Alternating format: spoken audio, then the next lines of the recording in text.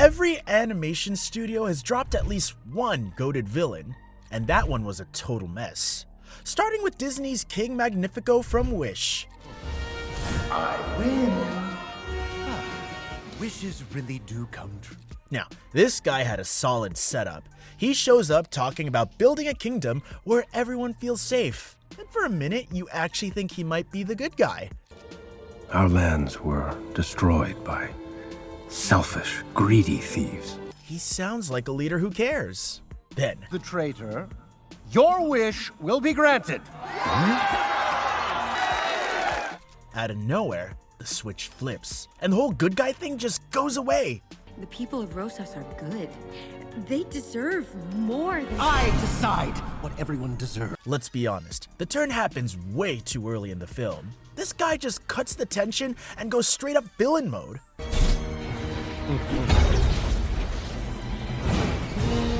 He's already the king, the most powerful man, and yet his egotistical little brain wants more. So he grabs a dark magic book. We know nothing of these pages. You command great magic. Well, I get that he's self-obsessed, but it gets worse from here on. When he's on the big green magical mirrors, man, Disney writers could have done a lot better than this. Mirrors, mirrors on the wall, who is the handsomest? That moment feels more cringe than threatening. And don't even start on the villain song. It's just a little respect. And this is the thanks I get. Dude, a villain song should feel iconic, not like a catchy TikTok trending song. And what's more hurtful is that this movie is released on Disney's 100th anniversary. And this is the thanks I get. By the end, his motivations blur together, and the writing never fully commits to what kind of villain he's supposed to be. Now, compare that to Scar. He walks in and instantly owns the screen. Long live the king. Now, this is something strong enough to pass down generational trauma. He doesn't need magic books or sudden personality shifts like King Magnifico. His ambition is clear. He wants the throne, and he's willing to remove anyone in his way. Is dead. And if it weren't for you, he'd still be alive. Dude, he's just a kid. How can someone not hate him? But love him or hate him, he has everything to be that villain. Ooh, it tingles me. I'm surrounded by idiots. His sarcasm, his voice, and his confidence, oh, they all line up perfectly. Particularly gift wrapped those cubs for you, and you couldn't even dispose of them. And when he betrays Mufasa, that scene shows that he's not all bark and no bite. Mufasa, quick! Stampede in the gorge. Simba's down there. That moment hits because it's intentional. Run. Run away and never return. Then he manipulates Simba, and that's just really messed up. But it also makes him who he is. Not to mention his villain song actually sounds like a villain anthem and not some goofy trendy song.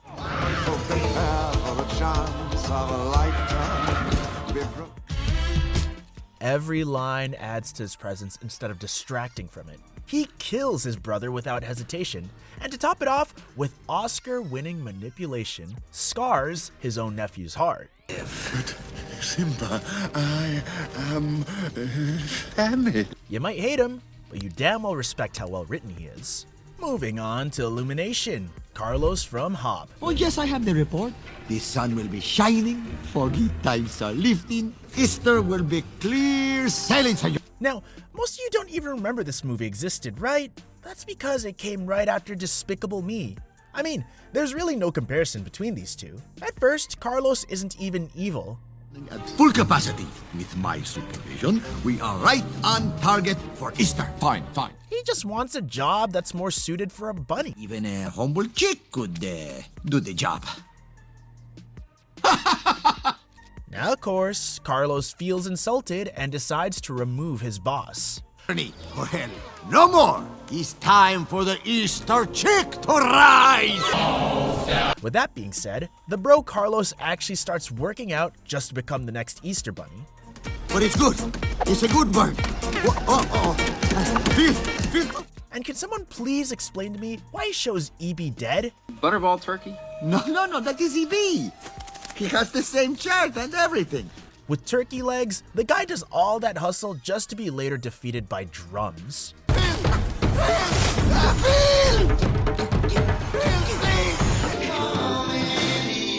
By the time he reaches the final act, the energy finally shows up, but it's way too late.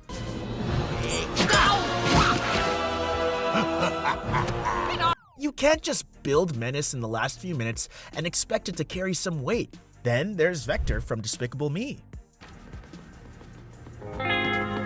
Hey.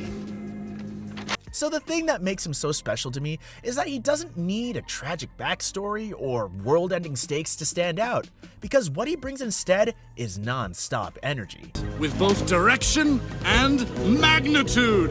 Oh yeah! Yeah, boy.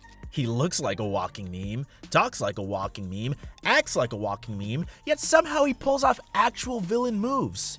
First, he steals the Great Pyramid of Giza, which is a wonder of the world, and swaps it with an inflatable one. Discovered that the Great Pyramid of Giza had been stolen and replaced by a giant inflatable. Second, he has enough arsenal to go one-on-one with his enemies.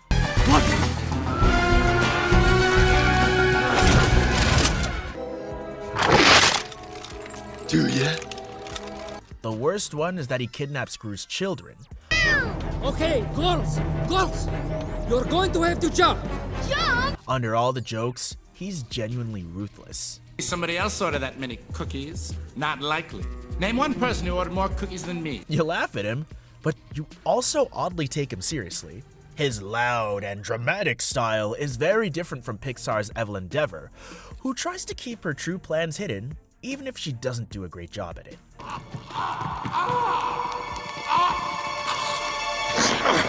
Okay, I'll be real with you guys. She from the start was giving an evil villain vibe. Try to stretch and you'll break. So you're the screw. Her distrust of superheroes shows up early, and the twist feels a little predictable. Or Dad could have taken Mom to the safe room as soon as he knew there was trouble. I disagree strongly. Her backstory is based on grief and anger, and look, I get it. But the reasoning doesn't fully add up. She blames heroes for something her father chose not to handle wisely.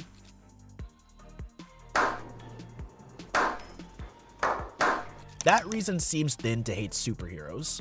Her tech-based evil plan may sound understandable at most, but emotionally, it falls flat. Worse than what you're doing? Hey, I'm using the technology to destroy people's trust. Being a superhero was already banned by the government. So, first of all, there's a need to do all that kill all superheroes with your brother, and secondly,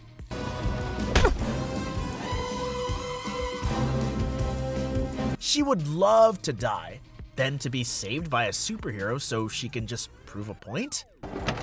The fact that you saved me doesn't make you right. What? When she refuses to help out Pride, it comes off more stubborn than tragic. Now, look at Syndrome. Huh? Oh, come on! You gotta admit this is... Unlike Evelyn, Syndrome works because his motivation feels direct to Mr. Incredible himself. All I wanted was to help you.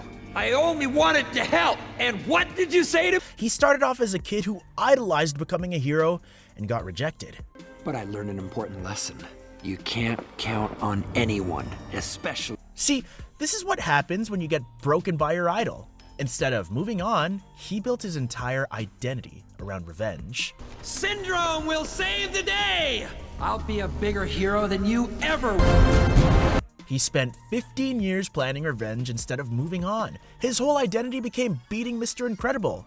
Then he crossed the line by targeting the family. That made it personal. Elastigirl? And got busy! That is just so messed up. But it makes the conflict personal. Yet, he doesn't know when to stop.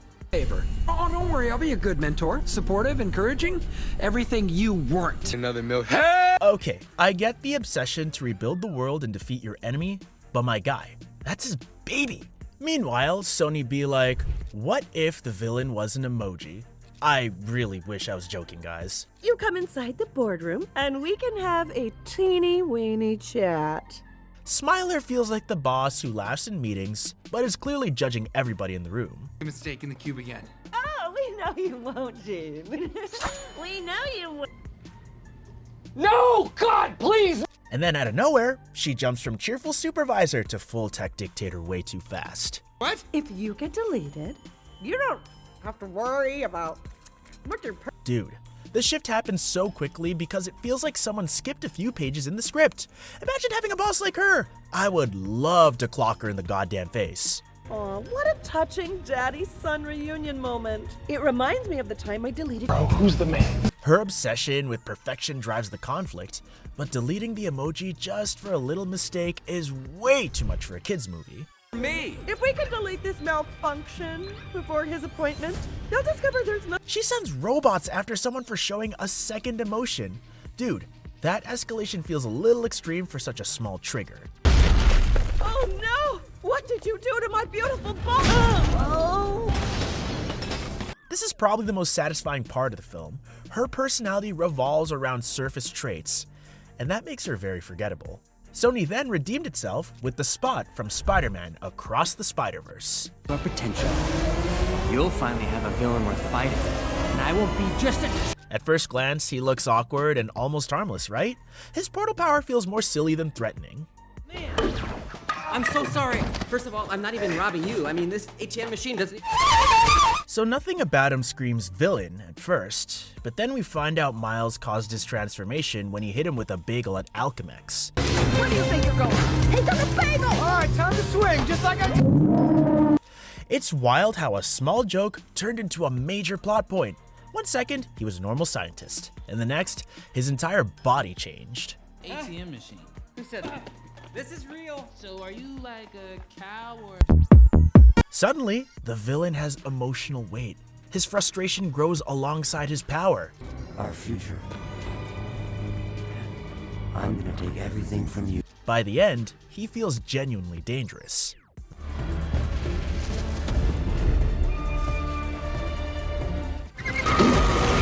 That progression makes him effective, making him the most dangerous villain in the Spider-Verse. But not with DreamWorks. They show how different writing choices can shape a villain. The Chameleon in Kung Fu Panda 4.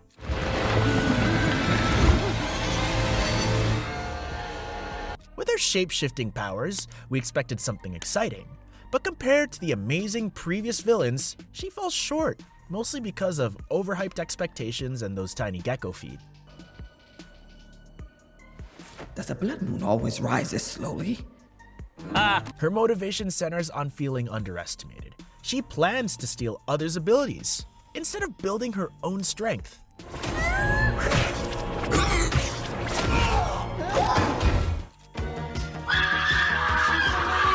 Okay, that's cheating, and just being straight up lazy. Like, where's your originality? Namasi. Namasai? The chameleon is pulling spirits from the spirit realm. Non-existent, that's what. She gains a massive power, yet she never receives the same respect as earlier villains. Her backstory explains her insecurity, but it doesn't deepen her character. Every training hall I went to, they would say I was too small, too— I mean, there's a great kung fu warrior known as Mantis. The last time I checked, a chameleon's a lot bigger than a mantis. Even after all that power she stole, she still loses.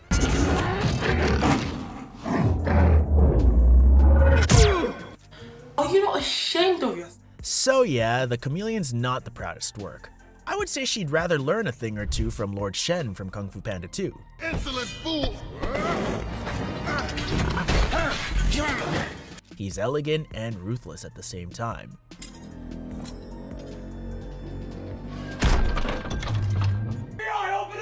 Unlike Tai Lung or Kai, he replaces traditional kung fu with cannons, which changes the rules of the fight.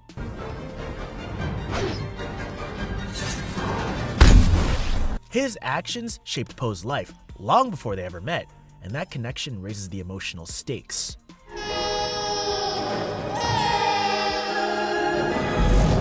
His fear of prophecy drives him to commit extreme acts.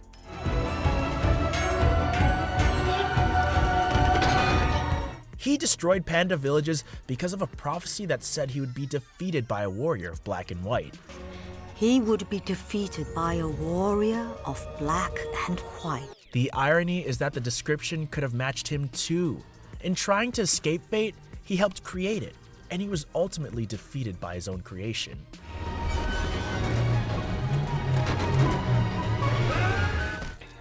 Inner peace.